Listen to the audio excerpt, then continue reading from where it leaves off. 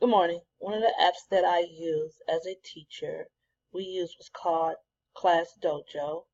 It is an app that helps with classroom management as well as other things. Here you see my classes. I'll go into my sixth grade class, and it allows me to have all of my students. We have options over here. You can edit the class. You can add students. You can uh, add parents, download parents so that they can see what their children are doing throughout the day. Their skills. We have positive skills. We add points to which positive skill that we use. Here, respect gets 1 point, integrity, service, empathy, unity, and perseverance. We have what's called rise up. Also, if there's any negative, lack of empathy, lack of integrity, lack of perseverance. We have teachers, all our co-teachers. It's a shared class because we are middle school.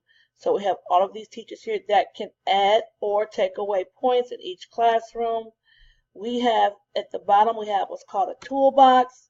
The toolbox allows for a timer to set time. If we're doing an activity, we have what's called random. It selects a random kid to give points to. We also have within our toolbox, if we have groups within the classroom we need to make, a noise meter, think, pair, share. We put them together in a group. We even use music if they're going to focus.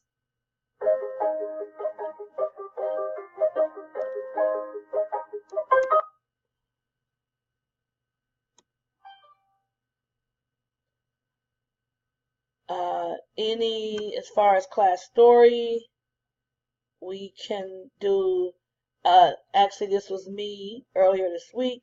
We were doing lemon volcanoes in science. I've done lava lamps with them. If all of our parents get to see this, we put notes out. It's another form of communication with our parents.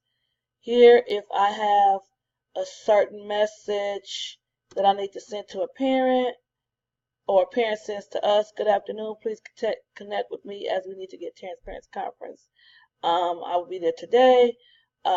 Please connect with me. Same thing, never heard back from that parent. But we try to do a lot. This is helping behavior management